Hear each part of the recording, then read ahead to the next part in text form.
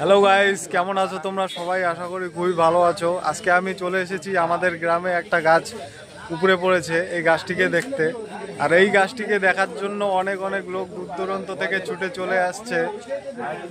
এই গাছটা মোটামুটি ব্রিটিশ পিরিয়ডের আমল থেকে এই গাছটা আছে। মোটামুটি এই গাছের বয়স হবে 2 থেকে 300 বছর। আর এই গাছটা আজকে উপরে পড়ে গেল।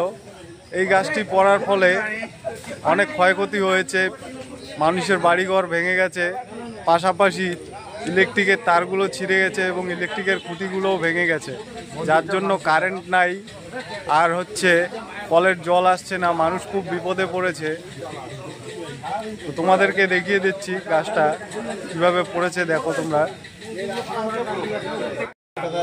এই যে এখানে দেখতে পাচ্ছ গাছের গোড়ায় মাটি নাই, যার জন্য গাছটা উপরে পড়েছে।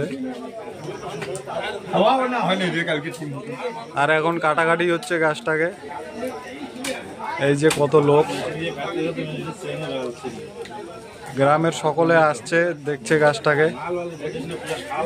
কারণ পুরনো গাছ, এটার প্রতি মানুষের অনেক মায়া আছে এখনো। কারণ আগামী 100 বছরেও এইরকম গাছ আর তৈরি হবে না। এই যে দেখতে পাচ্ছ এই লোকটা কিভাবে নিজের জীবনের ঝুঁকি নিয়ে গাছের এত উপরে উঠে গাছটা মেশিন দিয়ে কাটছে। এই একে তো এই মেশিনের একটা ভারী আছে, তার উপর একটা আবার এই মেশিনের ঝটকাও মারে এই মেশিনটা। কারণ মেশিনটা তো একটা তারের মাধ্যমে ঘোরে, চেন লাগানো আছে এই মেশিনে। তো এই মেশিন দিয়ে কাজ করা খুবই কঠিন, একটা বিপজ্জনক। তবুও জীবনের ঝুঁকি নিয়ে এরা কাজ করে। গাছটা পড়ার সাথে সাথেই রাস্তাটা বন্ধ হয়ে গিয়েছিল এবং তারা তখনই এসে ওরা গাছটা কাটা শুরু করে দিয়েছে।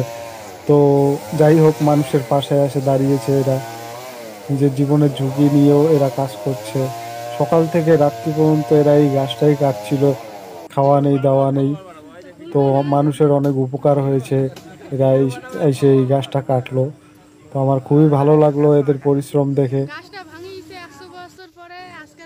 অনেকেই আছে আবার এইরকম গাছ কাটতে চায় না, পুরনো গাছ, কারণ একটা দেবদেবীর একটা ব্যাপার থাকে।